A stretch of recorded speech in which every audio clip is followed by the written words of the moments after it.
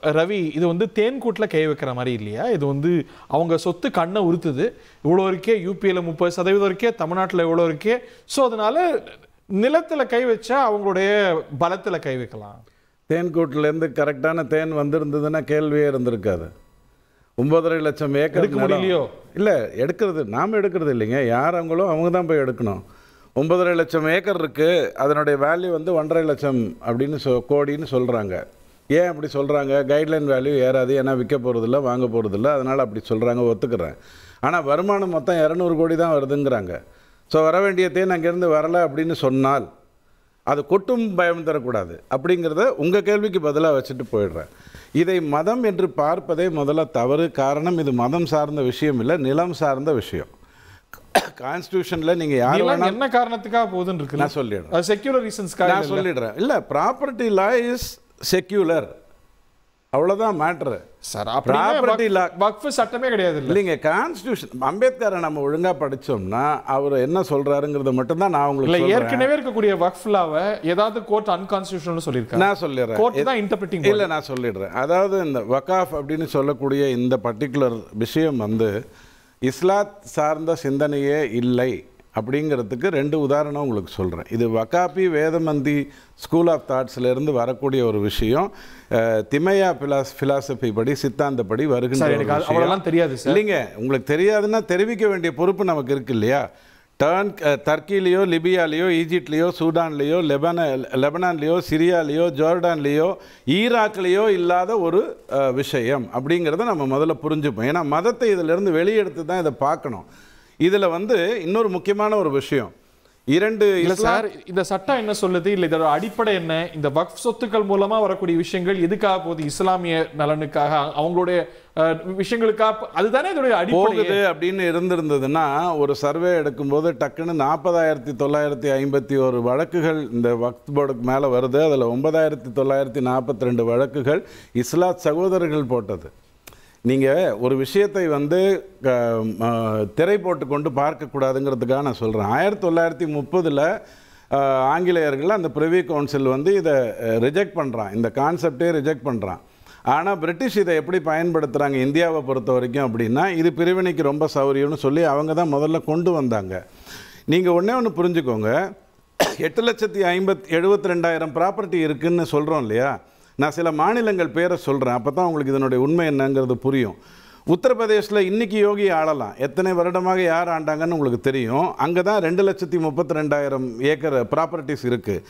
West பெங்காலில் 80,000. நான் சொல்கிறதெல்லாம் பிஜேபி இன்றைக்கும் புக முடியாத மாநிலங்கள்ங்கிறதுக்கு உங்களுக்கு சொல்கிறேன். வெஸ்ட் பெங்காலில் புகழ்தான் நோக்கமா பாருங்க, இது எங்கே அனுமதிக்கப்படுகிறது அப்படின்னு நீங்கள் பார்த்தீங்க அப்படின்னு சொன்னால், எங்கெல்லாம் மதவாதமோ, மொழிவாதமோ அல்லது மற்ற விஷயங்களோ பிஜேபி ஆளாத மாநிலங்கள்லாம் வக்ஃப் சொத்து அதிகமா இருக்கு அப்படின்னா எனக்கு புரியல. I am trying to understand the logic. see, ஒரு 7 மாநிலங்கள் பேரை சொல்றேன், எங்க இந்த 8,72,000 ப்ராப்பர்ட்டிஸ் இருக்குங்கிறத சொல்றேன்.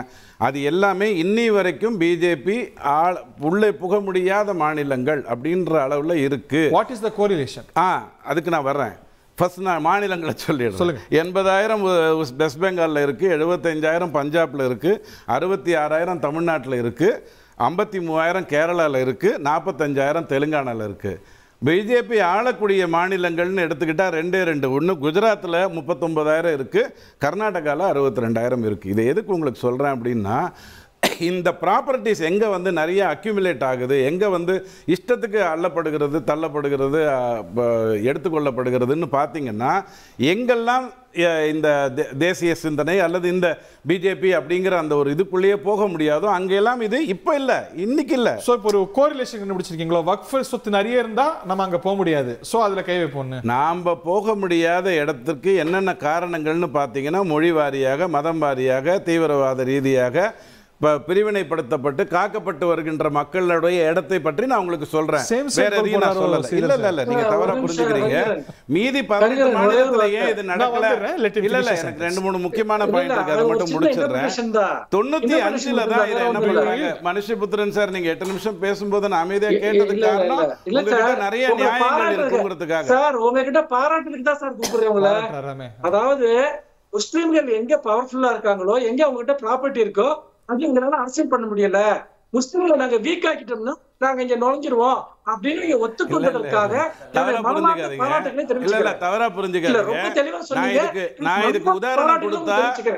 இதுக்கு உதாரணம் கொடுத்தா என்னோட இஸ்லாத் சகோதரர்கள் நான் புண்படுத்துற மாதிரி வந்துரும். அதுதான் நோக்கமா இருந்தா அதுக்கு நான் உதாரணம். கேள்வி என்னன்னு நீங்க எடுத்துக்கோங்க. 1954 தான் இந்த சென்ட்ரலைசேஷன் வக்காஃப்ங்கிற அந்த விஷயத்துக்குள்ள வர்றாங்க.